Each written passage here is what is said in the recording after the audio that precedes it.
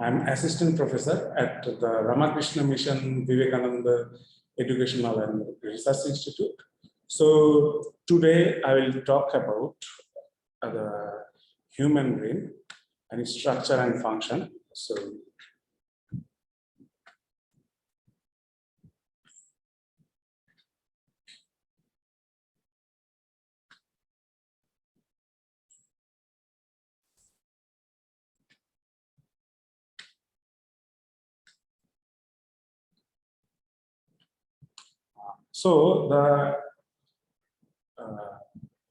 Today's topic, which I will talk about, is digital imaging technology in neurophysiology.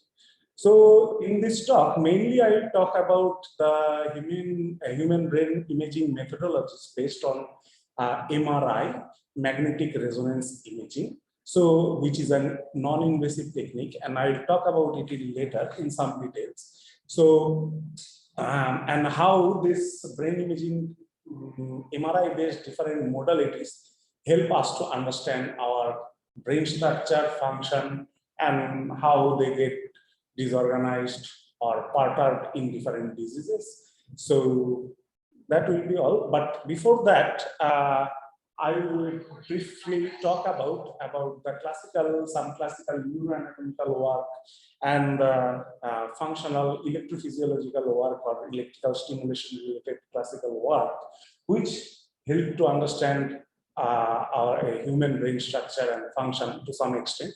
But huge amount of work has been done using those non-invasive methods of doing anatomy or electrophysiology. But I'll cite only few works to give you a glimpse. So after that, I will start talking about the MRI-based different brain imaging methods and all those things.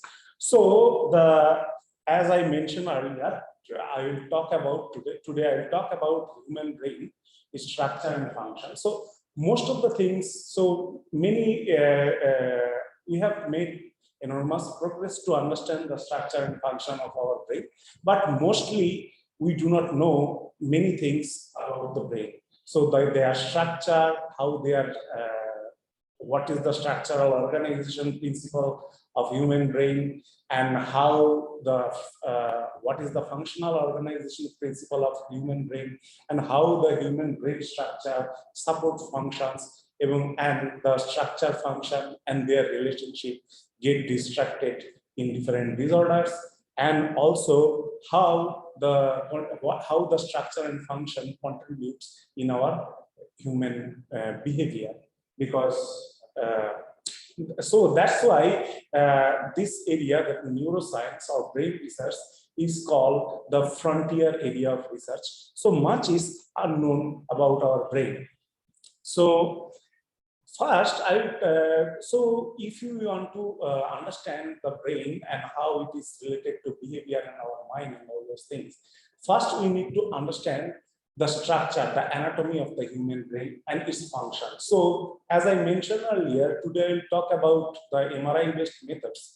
But before I start that, I will cite some classical neuroanatomical work. So this is about the Brodmann's map of human brain. So German anatomist Brodmann around 1909 published this map, which is popularly known as Brodmann's map. So he took brain slices, post-mortem human brain, and stained with nasal stains, and he observed some brain areas, like some coherent cellular structures in different part of the brain, and those coherent cellular structures are defined as different areas, as you can see on the screen. So here you can see the primary motor cortex, which is related to our motor movement, Broca's area, Wernicke's area. So these are related to speech processing. So this helps us to talk.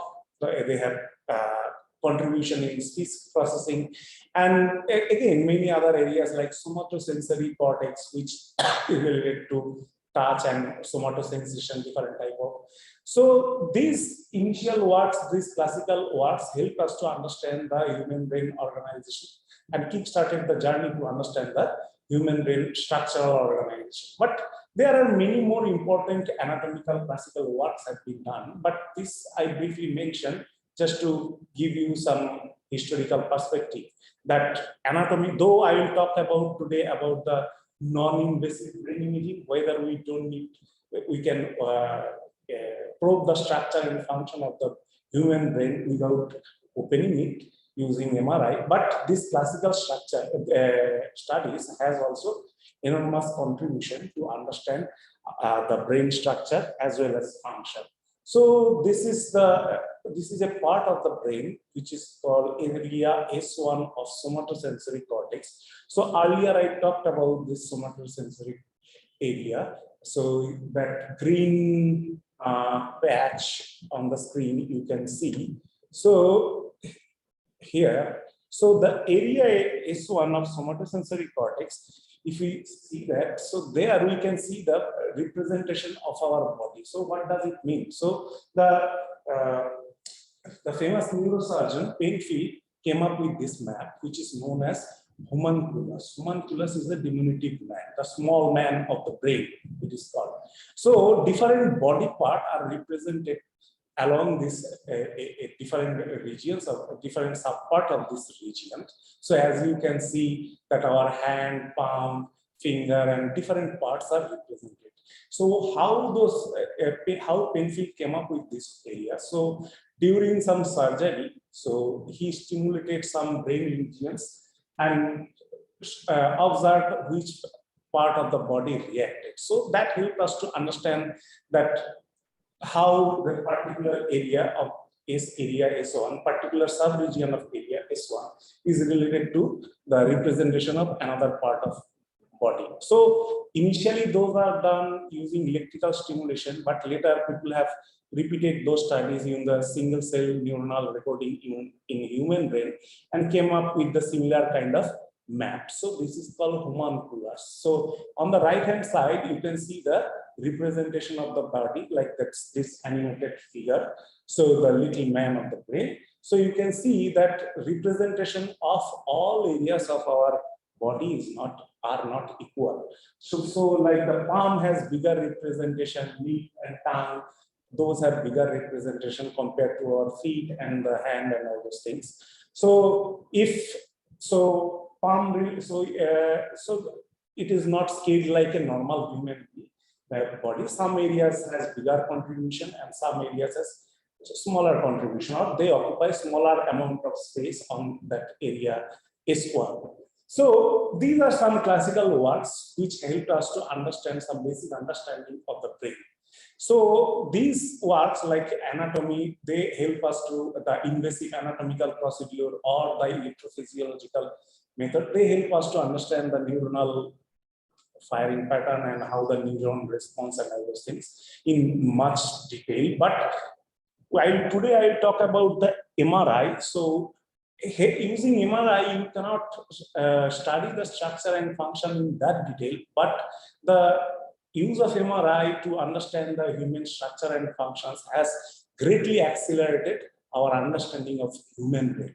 Because this process, the MRI method is basically non-invasive. So it is ethically easier and more convenient also, experiment-wise, to perform this MRI procedures on human brain. Here you lose the detail, but you can rapidly accelerate our understanding of the brain using MRI. But I should mention again the classical neuroanatomical process like invasive brain image anatomical process or the electrophysiological study. They have enormous importance.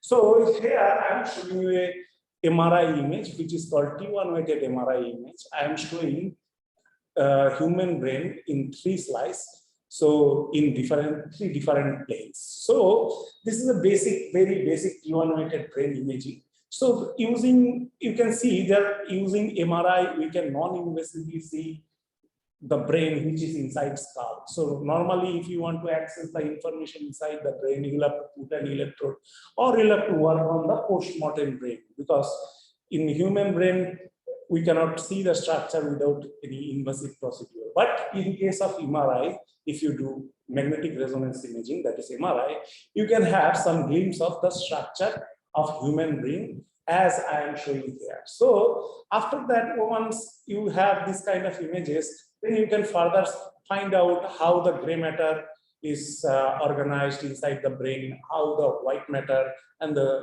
cerebrospinal fluids are there inside the brain. So we know that in brain that neurons are important, and there are other important cells also, but primarily we talk about neurons. So neurons have cell body and they have some axon structures. So these cell bodies are mainly found in the gray matter, and the white matters, there are the axons. So these are wire-like structure, which I will talk about in more detail later. And cerebrospinal is a special fluid which is the whole brain is immersed into.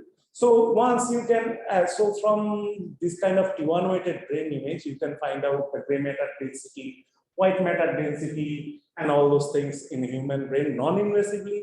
And of course, if you want to see that how this gray matter density or white matter density and all those things changes in different diseases and how it changes in training, you can do that using non-invasive brain MRI method. So that way we can do many things with live human brain on live human subjects without opening on the brain. So we do not necessarily need to have those post-mortem tissue and all those things. And we can do custom experiments on live human brain to understand how brain changes in different contexts, in disorder or under training. So here is one such example. So you can see the 3 slices of the human brain, and here you can see some yellow and reddish spot. So what happens here, people are interested to understand how the brain of the people who suffer from depression is different from the brain of the control subjects who are not suffering from depression. So when you take this kind of T1 weighted MRI image and they compare the gray matter maps of the depressed people and the people who are not undergoing depression. And after doing some statistical analysis and procedure, here you can see some differences in the brain in the people who are suffering from depression. So here it is one example how you can use those non-invasive structural T1 weighted images maps, gray matter maps. Of course, you can also use white matter maps also derived from T1 weighted image to understand how different condition changes those brain structure. Here you can see the changes in parietal and gyrus related regions. So this is just an example, and it can be done with, and it has been done with many diseases, many in the context of many brain disorders and also under training.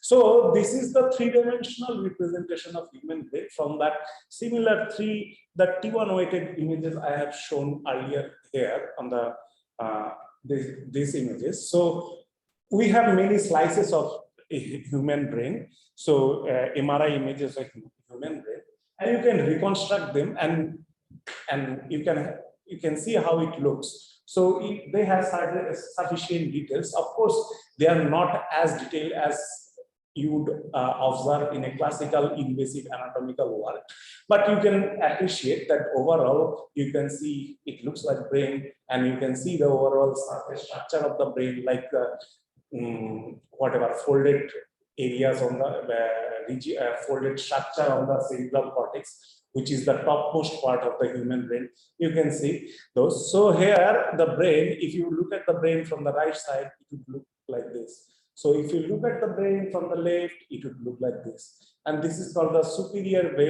view of the brain. So if you look at the brain from the top, it would look like this. And here the view of the brain from front, and it is from the back. And this is the opposite view. This is called the inferior view of the brain. So this is just a glimpse that how brain looks like in 3 dimensions from T1 weighted MRI images. So I mentioned earlier regarding the Brodmann's map. So he talked about different brain regions So earlier the idea was that one region probably involves with one type of functions. Now we have better understanding that not necessarily that is true, that many areas also may participate to execute some function. So these areas, as you have seen, so we can also find out this kind of brain areas non-invasively from human brain MRI. So here, you can see the topmost part of the human brain, which is called cerebral cortex. And different colored regions you are seeing, those are the anatomical regions or brain regions of the human cerebral cortex. So, as in the context of Brodmann's map, where you could see different brain regions, so he used Nissl strain, a specialized strain to see different brain regions. But here, non-invasively, we use some different properties of the human brain as observed in MRI images, like structure-related information, function-related information, to come up with this kind of area. So without opening the human brain as well, you can come up with this kind of divisions of the human brain, or you can find out different regions of the human brain. So this is one example that in earlier classical neuroanatomy, invasive neuroanatomy, so you could talk about different areas, you could delineate different areas. Here is some example that without opening the brain also, non-invasively using MRI, you can delineate different regions of the human brain. So not necessarily those areas of the human brains which are delineated from the MRI image are equivalent to the regions delineated by invasive anatomical process. So the thing is that earlier I talked about the how you can see how the gray matter density, volume, all those things changes in different conditions. But there are other properties also, structural properties also of the brain. So here, one of the such structural property I will talk about today is cortical thickness. So here I talked about, this is the topmost part of the brain. So here I have shown different regions. So they have like some sheet-like structure. So from those structure, if you take a certain part of the brain and see the depth, how it is organized. So it is our surface of the brain here, say, and we have taken a subsection. We can see there are different layers like 1, 2, 3, 4, 5, 6. So these cortical layers together make up this human cerebral cortex. And here you can find the other structure is called white matter.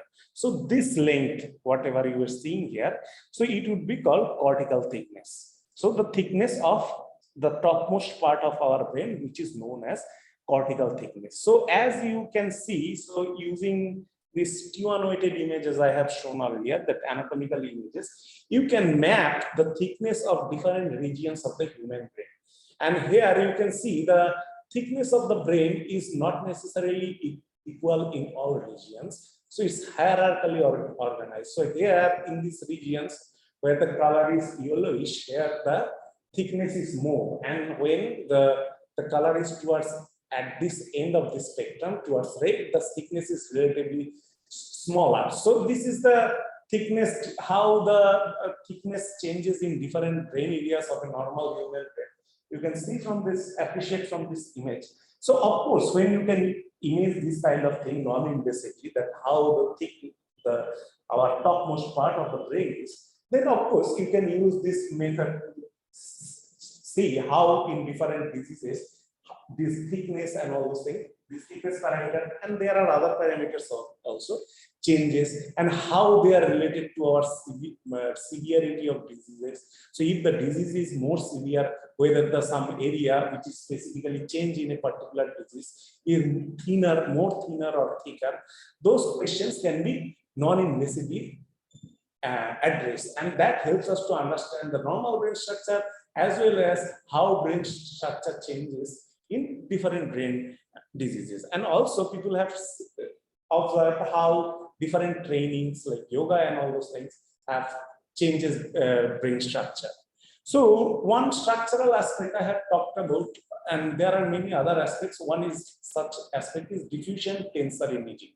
So in diffusion tensor imaging, you can start the investigate the white matter of the brain. So earlier I have shown you the gray matter and white matter map here.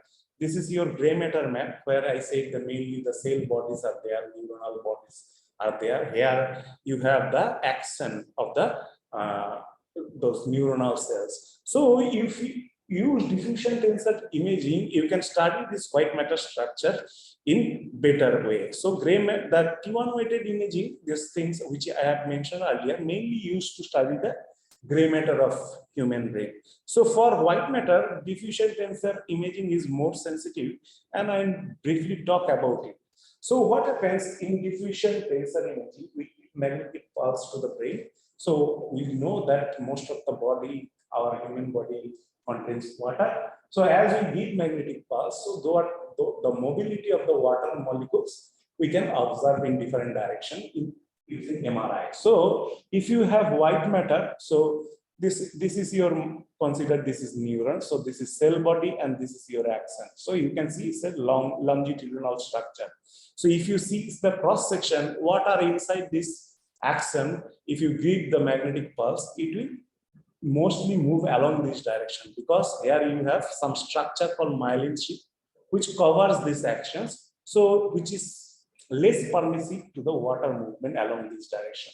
So water will move along this direction more and along this direction less. So this tensor model, it's a mathematical model representation of diffusion in the brain. If you use that, so that tensor looks like this, so like a spheroid. But if you see in the gray matter, you do not have this kind of restrictive structure called myelin. So water is more likely to spread in all directions equally. So then there is a measure called fractional anisotropy. So if you estimate those fractional anisotropy from the movement related water molecules movement related information, you can come up with this kind of measure. Anisotropy means what? So if this value is 0, means the water is most likely to spread in all directions equally. So here the situation will be like this, and that can be observed in gray matter. Here you can see this black structure. So those are mainly from gray matter regions of the brain. So here these are the white matter. Here, as I mentioned, water is more likely to spread along the direction, not in this perpendicular direction. So here it would be said that anisotropy is higher. So isotropic means equally likely in all direction water diffusion. Here it is not equally likely, it is favored in a particular direction. So we can understand from here that logically that of course in white matter you see this anisotropy value, higher anisotropy values in white matter. So as you can see, these are our white matter. If they look white, they have higher values of anisotropy. So from this map, you can have non-invasively see how the white matter is organized in the brain. So this is the one brain slice, and here I am showing a particular area of this slice. So and in the last slide, I have shown this kind of structure called tensor. So if you do at every element of the slice, which are called block voxel, so you can see this kind of structure. So here, this is my white matter structure. So here you can see they are more likely, they more look like this than this. So from this kind of tensor model, you can find out the fractional anisotropy, which I mentioned earlier. So these are the white matter of the brain, and these are gray matter areas. So what happens?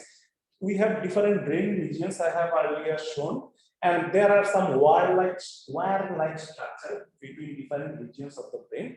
So what happens? Different regions of our brain communicate with each other using those wire-like structure, which I'm referring as a white matter fiber pathways. So, and these white matter pathways, you can see using this diffusion tensor based some map, which I have mentioned as fractional anisotropy map. So, using those type of map, you can see how the white matter changes in normal person and also in diseases. Here, I have taken two examples of two types of brain tumor. It's called low-grade glioma. It's a type of brain tumor, and this is a high-grade brain tumor, glioma, which is called. It has a particular name called glioblastoma multiforme. So here you can see the brain tumor, and this white matter structure, if you compare to the left hand side, you can see this has been replaced. This has been pushed, not replaced.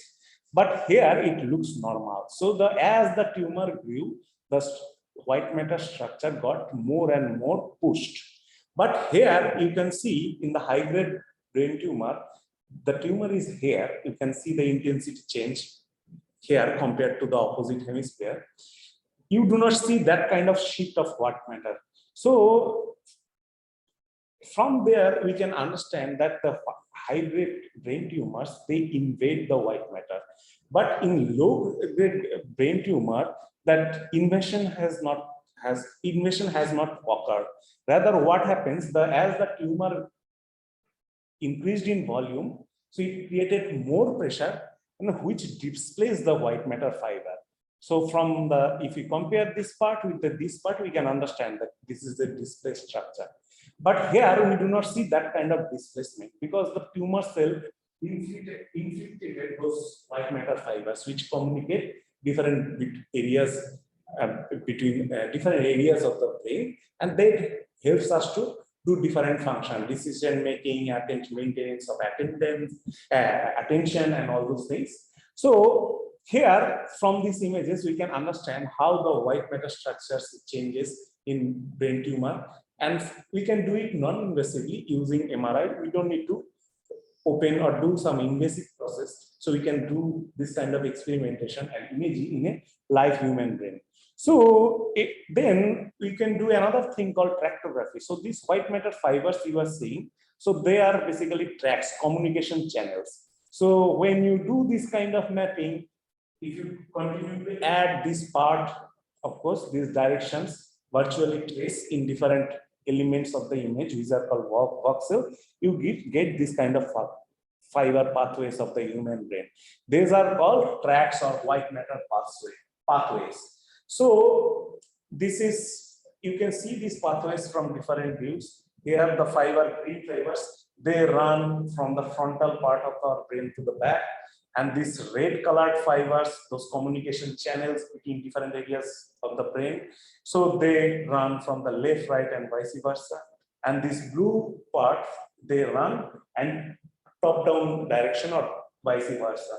So in three directions, the fibers in three different directions, you can delineate using diffusion tensor imaging based methods. And of course, once you get this kind of map of white matter fibers in the human brain without opening the brain, that means non-invasively, and you can check how this organization, this is it, the fiber pathways in the normal human brain, not diseased human brain. So in different diseases, you can see how this communication channel or this white matter pathways get disturbed. So that will have us to have better idea how the disease changes brain. A particular disease changes brain. So here, those white matter fibers you can see in 3 dimensions in different views. And here I will give you one example again from in the context of brain tumor. So this is this blue structure is tumor, and here you can see 2 fiber pathways. So when you have non-invasively without opening brain using these methods, you can image this tumor and those associated white matter pathways. You can do many surgical decision making. So when surgically these brain tumors would be removed, at that context, you can make decision making that how much area of the brain should be removed, tumor content. Shall we go further along this direction? Because that may damage your white matter fiber. So you will get rid of the tumor, but mostly get rid of the tumor. But if you remove some part of your white matter tract, the surgeon removes, then that could create your day-to-day functioning, because these white matter fibers are communicating channel and they communicate information between different parts of your brain. That's why you can do normal function every day, whatever we do. So here is also another example. So this is also another tumor, and adjacent those white matter pathways, you can see those are the communication channels between different areas of human brain. So again, for surgical decision making, or if you want to give radiation to the tumor, then you can plan the path of your radiation beam, whether they should cross these fibers or not, because radiation beam may damage those fibers. So radiation beam may help eliminate some tumor cells here, but if they pass through those fibers, so some neuronal cells may also get damaged. So that could make further problem. Okay, so these methods are clinically very valuable. So probably using those images, I could give some idea regarding that. So these are still now we talk about. I talked about the structure of human brain. So another aspect is the function. So the popular functional method to study the brain is functional MRI, or fMRI. So what we do in fMRI, we study a signal called biological oxygen level dependent signal, or BOLD signal. So what happens? So if some brain areas are active, in that area blood flow will increase, because to that area will have an increased metabolic need. To help meet that metabolic need, oxygenated blood will come, and what happens? Oxygenated blood, the hemoglobin or the oxyhemoglobin will convert into the deoxy hemoglobin. So when this kind of changes happens, the hemoglobin's oxygenation pattern, the diamagnetic and paramagnetic property of the hemoglobin also changes, and that change can be reflected in the fMRI signal. So using that way, using these changes, the fMRI signal, you can indirectly map the brain activity. So if some area is active, there you will see more signal change and all those things.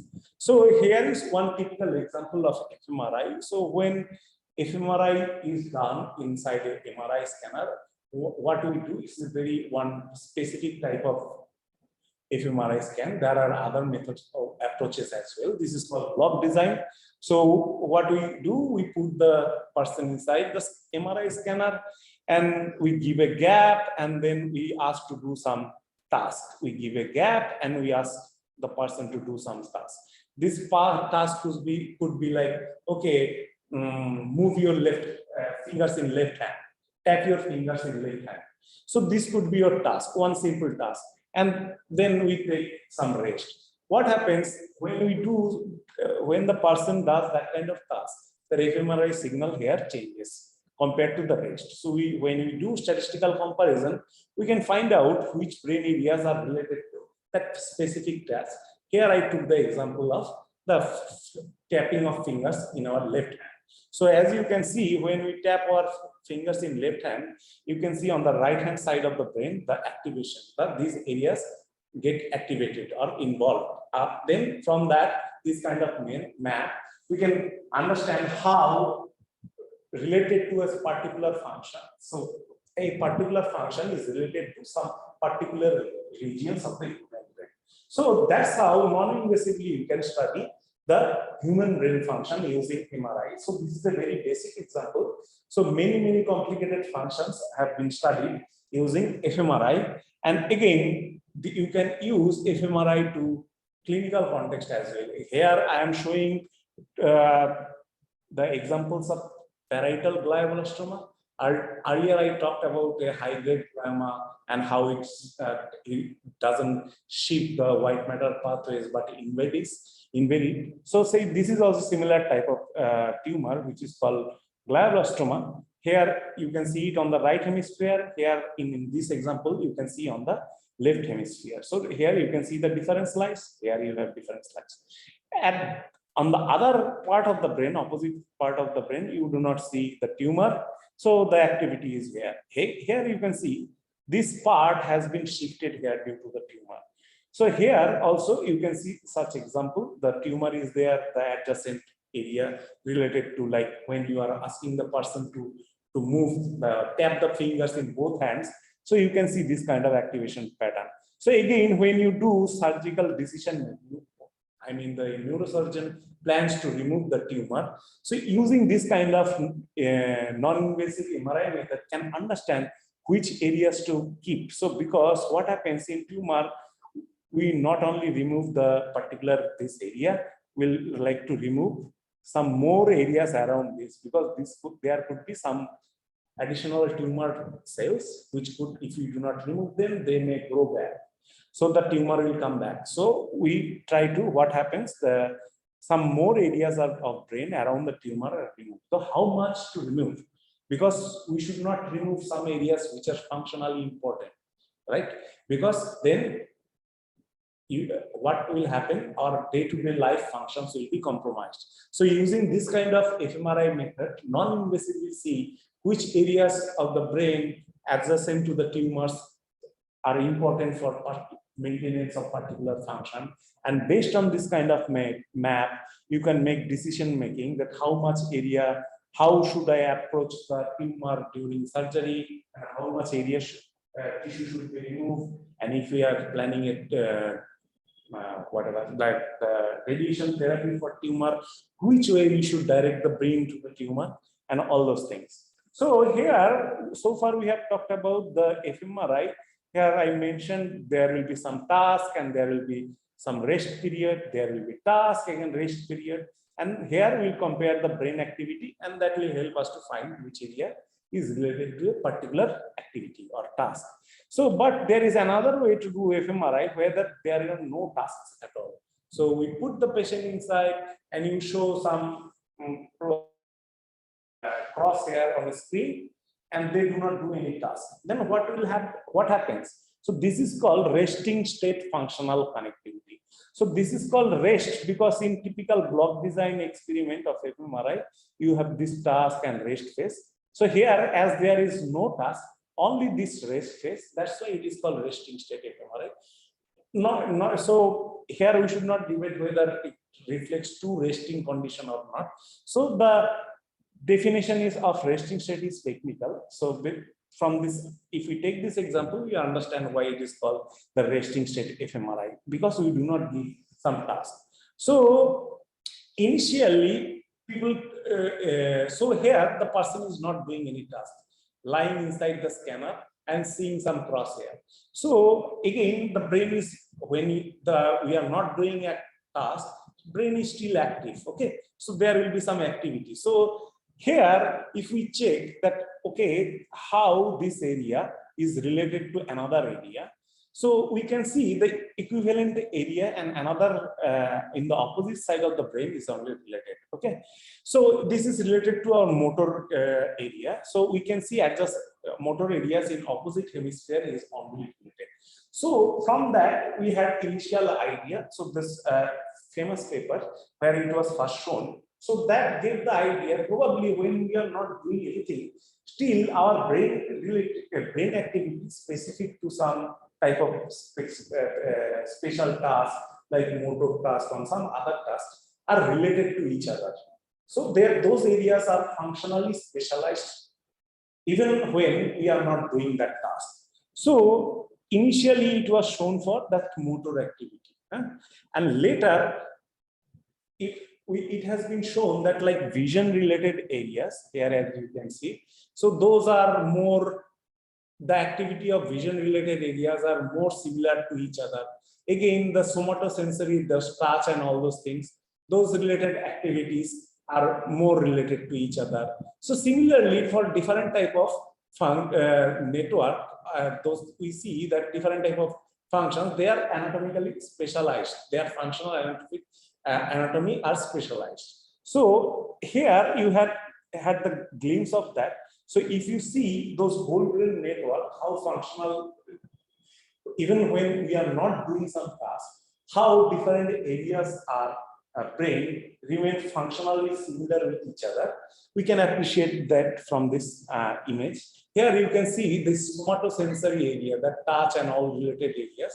So these areas, activities remain more similar to each other than the area with some other network of the brain. Here, this is, you are seeing the frontoparietal network. So these brain regions, they come up and when together to execute some function. And when even are not performing that task, which is we observe in case of restricted fMRI.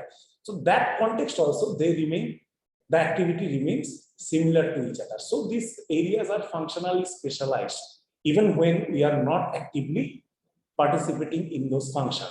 So using MRI, we had this kind of help us to derive these kind of ideas about the brain. And of course, when you can map brain like that using structure and function, then you can also using these kind of maps to understand how they changes in different diseases, and if the disease severity changes, whether those brain changes are more prominent, and of course how training and all those things alters this kind of brain organization of the functional and structural organization of the human brain. So, so far I have given you some glimpse of structural and functional methods, which MRI-based methods, which we can use non-invasively to study the human brain.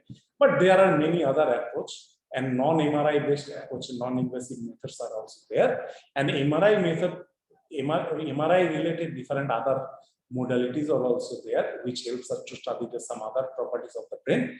But today I have decided to include the basic structural and functional information of the brain. How can we derive those using this type of particular modalities of MRI, and how they changes in the diseases. And now I conclude my today's talk. Thank you. So let me know if you have any question.